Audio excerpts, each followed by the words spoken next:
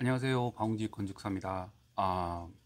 저번 영상에서 제가 보여드렸던 설명드렸던 주택에 대해서 오늘은 조금 더 저번 영상에서는 주택 디자인이나 장점 단점에 대해서 이제 말씀을 드렸는데 오늘은 저 주택에서 이제 건축가에 대해서 한번 좀 말씀을 드릴까 합니다.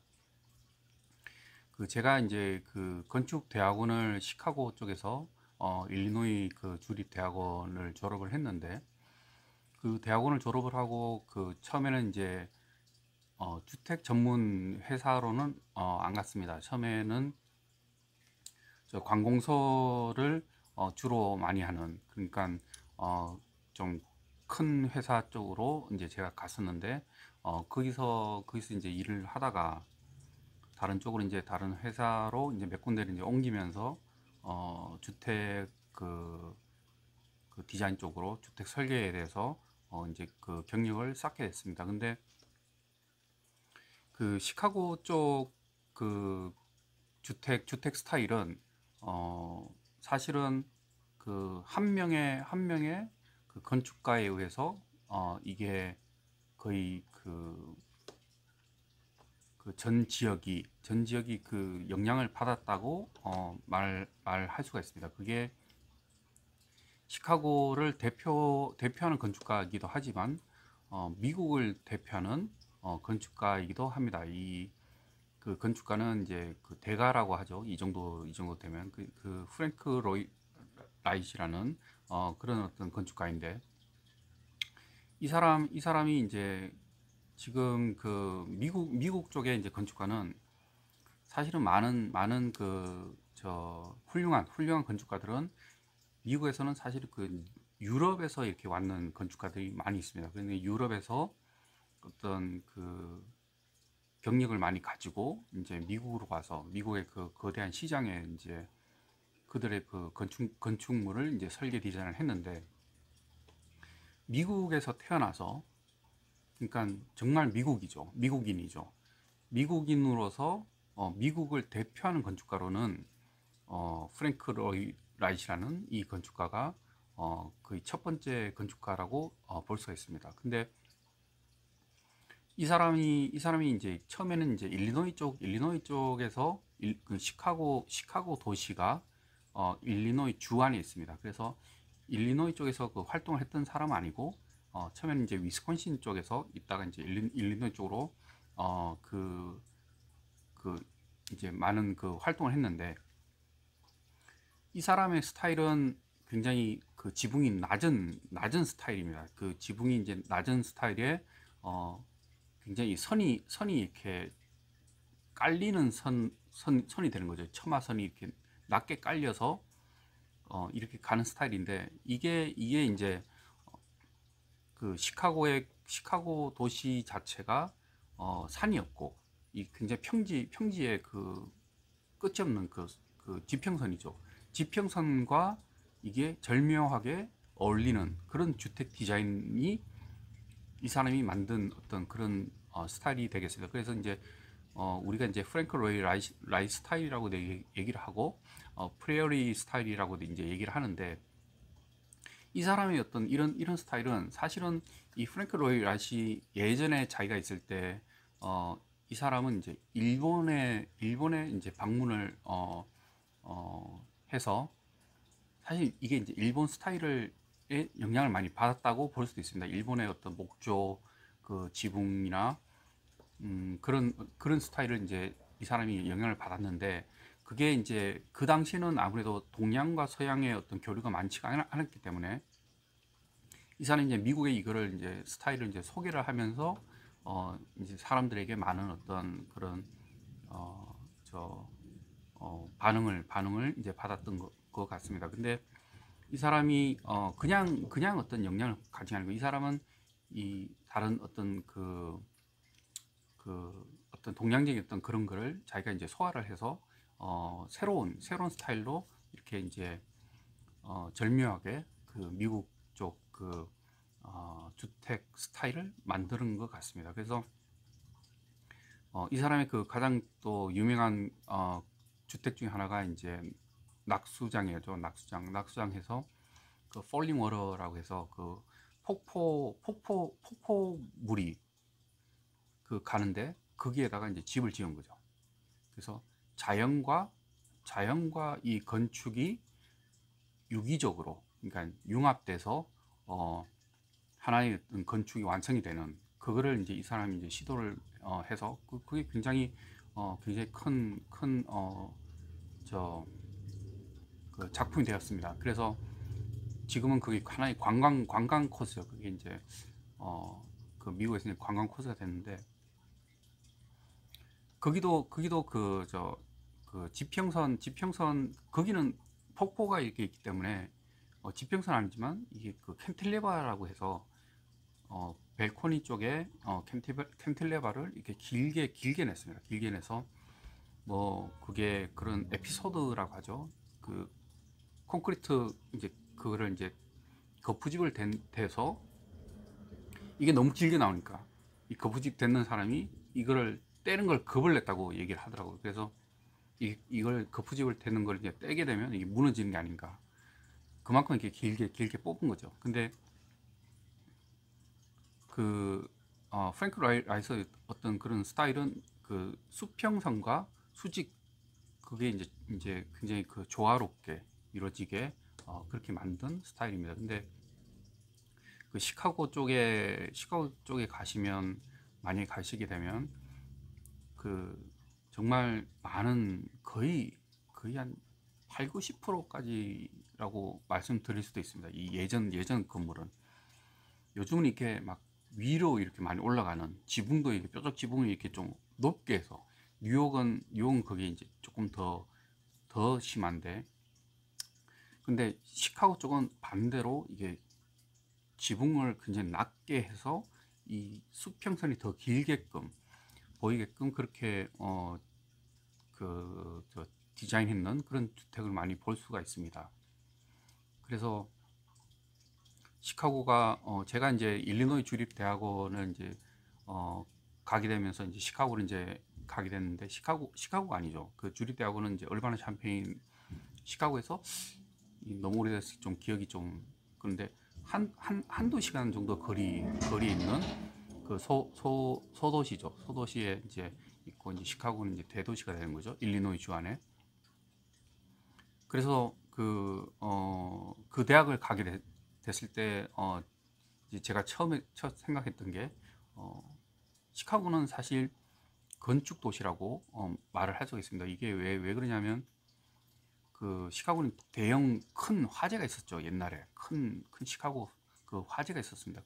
그게 이제 화재로 인해서 시카고가 그 뉴 도시로 이제 새로 거대하게 만들어지게 됩니다. 만들어지게 되면서 많은 건축가들이 참여를 하고, 그래서 그런 어떤 다양한 어떤 시카고의 어떤 그런 건축 스타일이라든지 그렇게 해서, 시카고는 가게 되면 그 산이 없기 때문에 이 지평선 위에 올라온 그 고층 빌딩들하고 그런 그 건축물들이 마천루를 이렇게 이루면서 굉장히 그게 하나의 관광 코스가 되는 겁니다. 그래서 그 시카고는 뭐 윈디 시티라고 해서 그 시카고 앞에 그 미시간 호수죠. 미시간 호수에서 저 끝에 이제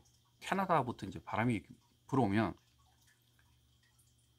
호수니까 뭐 산 같은 게 없죠. 그러니까 이제 바람이 쫙 들어오면 시카고 안에서도 산이 없기 때문에 그 바람이 그대로 들어온 거죠. 그대로 들어오면 이제, 그래서 그 바람의 도시 윈디 시티라는 별명도 가지고 있는 그런 시카고입니다. 근데 그 윈디 시티의 그 바람, 뭐 지평선 이런 부분에서 프랭크 라이서의 어떤 주택 그 디자인은 굉장히 잘 어울리는, 굉장히 그게 그 정말 시카고 안에서는 정말 이런 스타일이 가장 잘 어울린다라고 생각이 들 정도로 많은 그런 어떤 작품들을 영향을 주게 됩니다. 그래서 많은 다른 건축가들은. 근데 건축가들은 솔직히 한 명의 거장이 어떤 스타일을 만들게 되면 많은 다른 건축가들은 그걸 카피한다고 하는 것보다 그 스타일을 따라하는 거죠. 그 스타일을, 왜냐하면 많은 사람들이 그걸 좋아하기 때문에 그런 스타일로 다시 그 디자인을 좀 해달라고 이제 얘기를 하기 때문에 그게 카피가 아닌 카피가 되는 거죠. 그래서 그런 스타일들이 이제 우후죽순 그쪽 지역에 나오게 되는 겁니다. 그래서 그 주택에서 근데 뭐 이 사람의 어떤 그런 그 신이 아니기 때문에 그 완벽하지 못하죠. 근데 이 사람은 극도로 그 지하실을 싫어했었습니다. 그래서 지하실이 없는 그런 주택. 근데 지하실이 저 주택을 설계하다 보면 보일러실이라든지 아니면 런드리, 그 세탁실이라든지 이런 어떤 그런 부분은 지하실로 가는 게 더 좋죠. 그 이제 소음도 나고 어떤 그런 부분이 있기 때문에. 그래서 그리고 이제 지하실은 어떤 하나의 큰 창고가 또 될 수도 있지만 그 가족들의 어떤 그런 레크레이션이라고 해서 어떤 그 여러 어떤 활용이 되는 어떤 그런 공간도 될 수가 있습니다. 그래서 어떤 그런 부분에 대해서는 이 사람 자신의 어떤 그런 스타일을 너무 주장이 굉장히 강했습니다. 이 사람은. 그래서 그게 이제 사실인지는 모르겠지만 이 사람에 대한 에피소드는 굉장히 많습니다. 그래서 뭐 자기가 이제 디자인을 해요. 이 한 건물을 설계를 디자인할 때 가구 배치나 이런 것까지 이 사람이 다 했었습니다. 그때는. 그렇게 해서 뭐 한 1, 2년 지나서 갑자기 그 주택을 방문을 해서 그 집주인이 이제 보통 이렇게 조금 옮기죠. 그 변화를 주기 위해서. 뭐 이거는 여기 있던 자리를 좀 옮기고. 그럼 이 사람이 방문해서 그게 원래 있던 자리 아니면 그걸 다시 그 자리를 옮기고 뭐 그랬다고 얘기할 정도로 이게 완벽주의라기보다는 어떤 그런 자신의 어떤 그 고집이고 그런 주장이 굉장히 강했던 그런 건축가로 유명합니다. 그래서 이 사람이 이제 했던 그 건축물들을 그 오크파크인가요? 그 시카고죠. 오크파크일 거예요. 오크파크 쪽에 가시면 이 사람이 했던 이 건축가가 이제 설계했는 그 많은 이제 주택들이 있는데 그 투어하는 그런 코스도 있습니다. 그래서 프랭크 로이 라이트는 정말 유명한 거장이라고 볼 수가 있습니다. 뉴욕은 구겐하임 뮤지엄인가요? 그거를 이제 이 사람이 설계를 했습니다. 설계를 했고 그건 이렇게 흰색이 이렇게 돌아가는 어떤 그 약간의 그 미래형 건축물이죠. 이 벽이 직선으로 올라가지 않고 약간 사선으로 올라가서 돌아서 올라가는 그런 디자인도 했습니다. 그래서 주택 설계를 근데 이제 제가 이제 뉴욕에 와서는 이제 제가 이제 그 설계 디자인을 이제 해드리고 그런데 절대 그런 어떤 그 프랭크 로이 라이트 스타일의 주택은 원하지를 않습니다. 뉴욕은 그게 그런 것 같아요. 그 자기 동네에 어떤 그런 주택을 본 적도 없고 그게 예쁜지도 모르겠고 그게 또 정말 호감이 가는지도 모르겠고 다만 내가 봤을 때는 내 동네에 어떤 주택이 너무 마음에 들어서 그 주택처럼 만들고 싶은 게 보통 일반인들의 어떤 그런 그 성향인 것 같습니다. 그래서 뉴욕은 웅장해야 돼요. 이 뉴욕은 정말 이게 어떻게 보면 어울리지가 않는데 출입구에 기둥을 세워서 2층까지 올려서 어떤 이거는 무슨 스타일도 아니에요. 이거는 그렇게 해서 단지 그냥 그 스케일이 크게 보이게끔, 그러니까 더 조금 내 주택이 더 거대하게 보이게끔, 그게 약간 좀 많이 어필이 되는 그런 스타일의 집이 되겠습니다. 그래서 많은 분들이 벽돌집을 좋아하고, 뉴욕은 벽돌이 사실은 마감 재료 중에서는 가장 비싼 재료가 될 겁니다. 그 벽돌이 뭐 대리석으로 뭐 사실 뭐 그런 것도 아니지만, 이제 그 벽돌이 이제 가장 비싼 재료고, 그 다음 재료가 스타코죠. 스타코 해서, 그 한국에서는 그걸 제가 조금 잊어버렸네요. 그 명칭을. 그 앞에서 이제 뿜어서 이제 피니시하는, 이제 마감하는 그런 재료고, 그 다음 싼 재료가 사이딩입니다. 사이딩은 이제 우드 사이딩, 알루미늄 사이딩, 플라스틱 사이딩, 그렇게 되는데, 사이딩의 그 장점은 너무너무 예쁜 색깔들이 많이 있습니다. 종류가. 그래서 그 색깔들을 적용해서 주택을 지을 수 있는데, 이렇게 사이딩으로 지어진 집은 분위기가 그 한국의 교외에 있는 전원주택 분위기가 딱 나는 거죠. 왜 그 텔레비의 시트콤이나 이렇게 보시면 예쁜 그 앞에 정원 같이 울타리 같이 만들어서 한 아담한 그런 분위기, 그게 이제 그 사이딩으로 만들면 그런 분위기가 나고, 벽돌 피니시로 마감으로 하면 조금 무거워 보이죠. 무거워 보이는 대신 조금 더 고급스러워 보이는 그런 분위기가 나게 됩니다. 그래서 벽돌로 해도 되고 사이딩으로 해도 되고, 근데 그거는 이제 그 본인들의 어떤 취향에 따라서 이제 달라지는 거죠. 프랭크 로이 이 건축가는 거의 벽돌 주택이었습니다. 이게 벽돌 주택이고, 집에 그 벽난로가 항상 있었고, 지금 요즘은 이제 벽난로가 없어지죠. 그래서 주택을 이제 신축을 한다든지 정축을 할 때 벽난로가 있으면 벽난로는 다 없애버리는 거죠. 다 없애버리고 어떤 장식적인 어떤 그런 효과로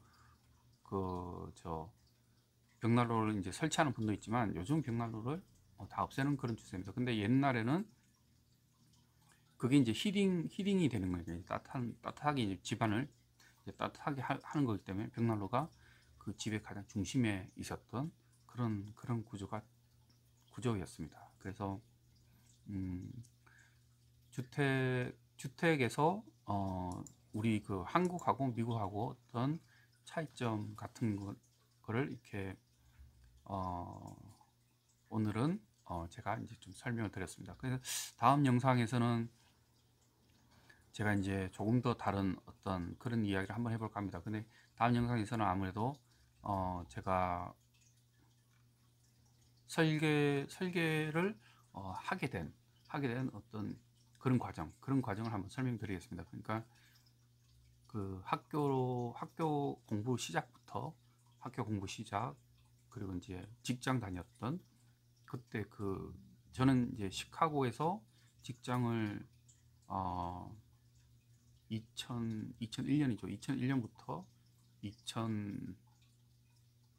2008년까지, 그러니까 한 7년 정도를 시카고에서 이제 직장을 다녔고, 그리고 이제 뉴욕에 왔습니다. 그러니까 뉴욕에 와서도 이제 맨하탄에서 직장 생활을 좀 하다가 2009년에 이제 여기 한인타운에 그 설계 사무소를 열었는데, 그거에 대해서 이제 말씀드리려면 굉장히 긴데 그거를 조금씩 나눠서 영상으로 제가 만들어 드리겠습니다. 이 창업하는 그 과정도 상당히 힘들었고, 그리고 그 혼자 유학했던 그 시절도 힘들었고, 직장 생활할 때 직장 신분 유지죠. 신분 유지, 외국인으로서 그 신분 유지하는 그런 과정이라든지 정말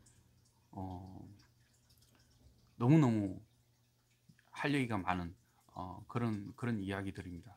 그래서 다음 영상은 그렇게 제가 조금씩 하나씩 보여드리겠습니다. 예, 오늘은 여기까지 찍겠습니다. 감사합니다.